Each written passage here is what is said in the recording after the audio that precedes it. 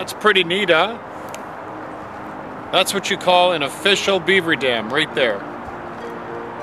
Well, maybe not necessarily a dam, but that's a beaver house.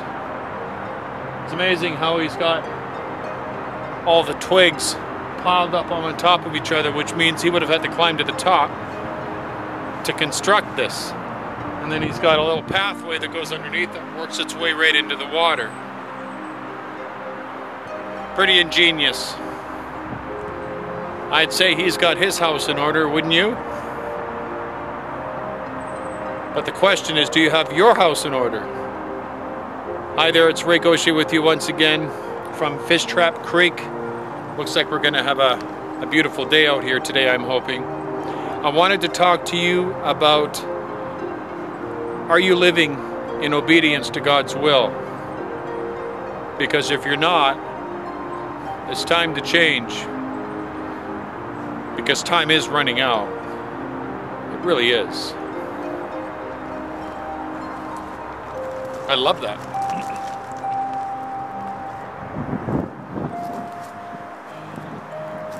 I wanted to discuss with you, are you living in accordance to God's will? Because it is such a very important subject right now.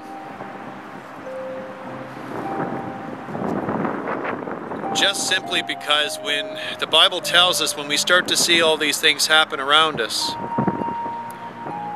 how they're increasing, to know that our time is close, that His return is near. You just have to turn on a television set and you'll understand that. The amount of filth that's on these programs, I mean, I would have never thought, for the life of me, that they would allow some of the foul language that they do on TV now. The pornography they're allowing on TV. You can watch it pretty well any time during the day on TV. And children have access to this. For the parents that allow their children to be babysat by a television set, you have no idea the garbage that your kid is digesting from that television set. Even the subliminal messages that are on a lot of the videos that you buy for kids, they're there. You just don't realize it, but if you do your research, it would shock you.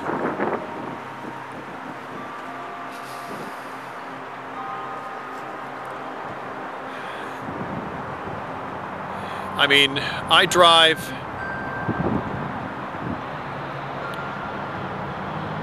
long hours, and I hear a lot of garbage on the two-way radio that the truckers are talking about, and I cannot believe the lifestyles that these guys live.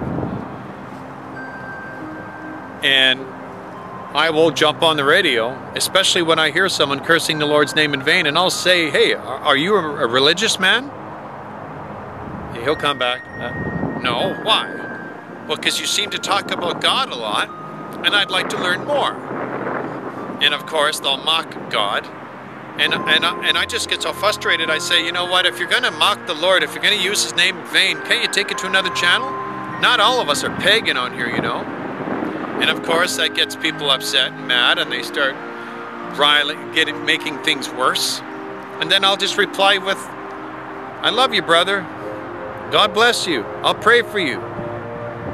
And you'll hear some of these guys say, you know what, my life is fine, I'm doing just great, and I don't want you praying for me because I don't believe in that garbage.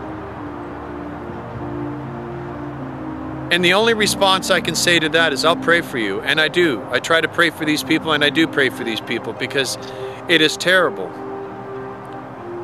What kind of a life is that? Working every single day for what? So you can accumulate enough money to buy a fancy house, a fancy car. But the big thing is, it's these people, and I used to live the same lifestyle, who claim to have a relationship with the Lord, who claim to have a relationship with Jesus Christ, Yeshua, that's what I call him by his Hebrew name. They go to church on Sunday, confess their sins on Saturdays, or confess their sins at home, depends what religion or faith you're part of.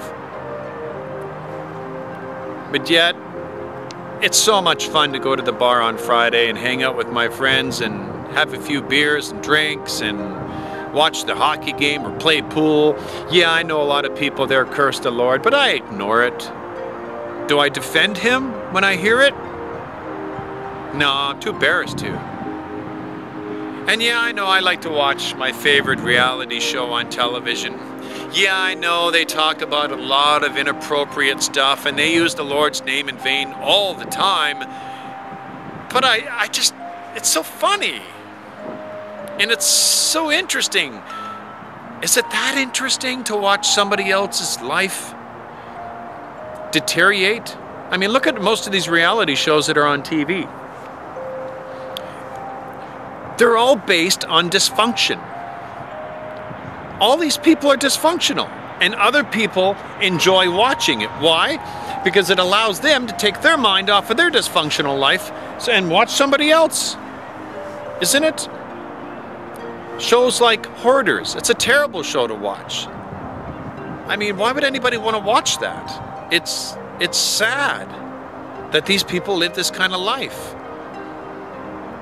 And there's so many other shows. I mean, there's one other show about these housewives and the lifestyles they live and their affairs and all this. I mean, who wants to watch that kind of garbage? What does it do? Well, it provides entertainment for other people who have a totally dysfunctional, miserable life, and it allows them to take their mind off of what their life is really like. That's what it's all about. But who's gaining out of this? Who's making the money out of this? Well, yeah, the advertisers, the networks. They're making a pretty penny off of other people's dysfunctional lives. I remember years ago, I used to actually watch Jerry Springer. I watched, why? Because I got a kick out of watching people wanting to punch each other out and how dysfunctional people's lives were, until I looked at myself and realized, you know what? My life is just as bad. For me to enjoy that kind of entertainment, my life is a sad excuse. And when I'm flicking through the TV channels and I see that show on, I just immediately, I take a look at it for about 10 seconds and I just shake my head. I cannot believe I used to watch this.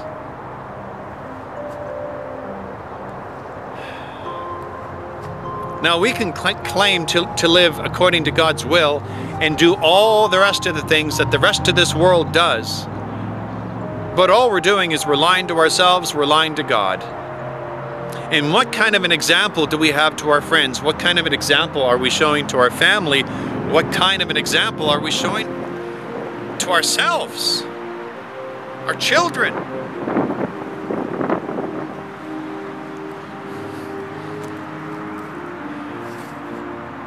You know, the last video I made was very similar to this, but there is such an incredible urgency right now.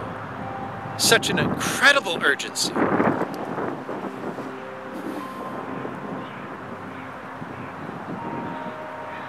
If we say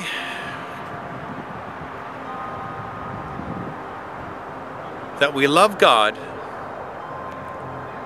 but we don't do His will, we don't obey His commandments, then we are liars. The next time you turn on a television set and it's your favorite show, ask yourself, would Yeshua sit down next to me and watch this show? Would he listen to this song that I want to listen to? Would he watch this movie that I want to watch? Would he go to this place? And don't say, oh yes, well the Lord always ate and drank with sinners. Yeah, he did, to reach them. If you're going to go to the bar, then I hope you're going there to evangelize, because Yeshua would not go to a bar to drink and have a good time with his friends. He just wouldn't do it. He would go there to reach other people. So unless you're going to the bar, unless you're lighting up that, I'm not even going to go into that, that's a different subject, but if you're going to a bar, the purpose of going there is to reach people. I know people that drink, that smoke their weed, and claim, yep, I have a relationship with God and I'm going to heaven. I feel sorry for them. I pray for them. The Lord is not going to accept that.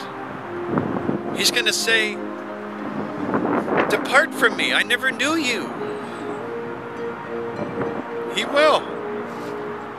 Now, I'm not going to say who he's going to save and who he's not going to save. That's not my decision. That's God's decision. He is the final judge. Yeshua will come back and he will be the final judge. But I wouldn't be a Christian if I didn't at least... I could not possibly expect to even hear those words, well done, good and faithful servant, if I drank on weekends, watched that crap on television, talked like the rest of the world, smoked my weed all the time. Well, I only smoke it so I will have my appetite. I only smoke it because I can't take antidepressants. Really? You know how many people in this world suffer with depression, but they don't take anything for it? What do they take for it? They digest the Bible. They read the Bible. They pray in the Lord. I for one, am living faith. That's interesting. I for one am living proof. I have had an incredibly dysfunctional life growing up as a child. I've went through alcohol abuse. I have went through drug abuse. I have gone through anxiety, panic attacks, depression, you name it. I'm not on any medication. I don't take any kind of medication. I don't smoke the weed that I know a lot of people do because of depression. I don't need it. If you've got the Lord in your life, that's all you need. He will deliver you from it. Hallelujah. He will. If you just put your trust in Him. So this is what I want you to do, a little project, and I've mentioned this before on previous videos. Get a piece of paper. Write down on that piece of paper every single thing that you do in a day. And write down how much time do you spend with each one of those things. And then write God on that list. And if God is not on the top of that list, then you need to change your priorities. You need to change something. And if you say to yourself, well, you know what, most of my time is spent working, fine, then take God to work with you. And what I mean by that, conduct yourself at work if He was with you.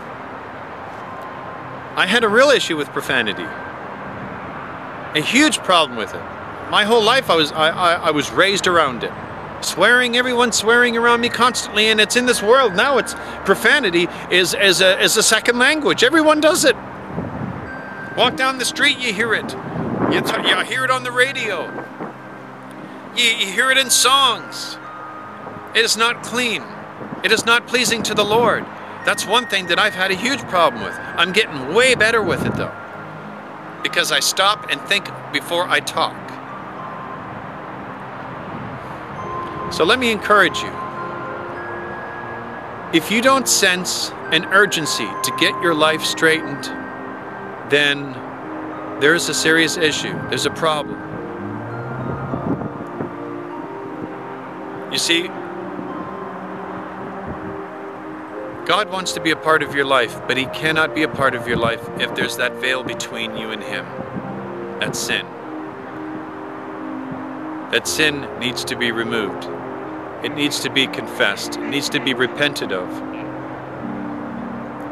And once you acknowledge that these things in your life have to be changed, now God can start working in your life. And you're going to start seeing changes in your life.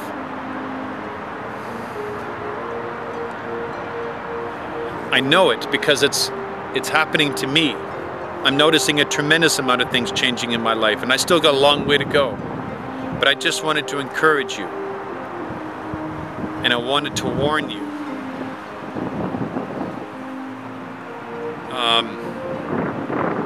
Things are deteriorating quickly on this earth, very fast.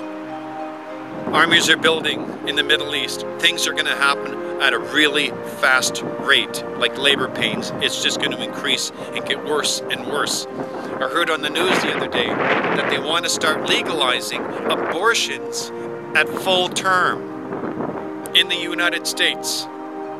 They're working on it with Planned Parenthood. Can you believe that?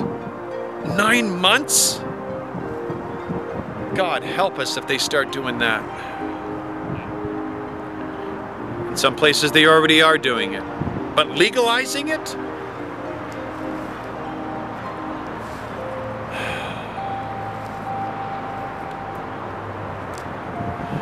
I don't know what else I could say after that. Please, listen to what I have to say. If your house is not in order, if you are not living completely according to God's will, to the best of your ability, you need to do something about it immediately. I'm telling you, time is running out.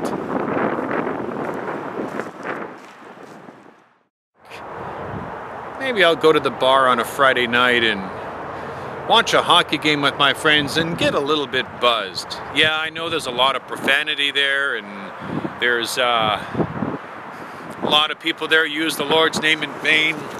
Just figures, eh?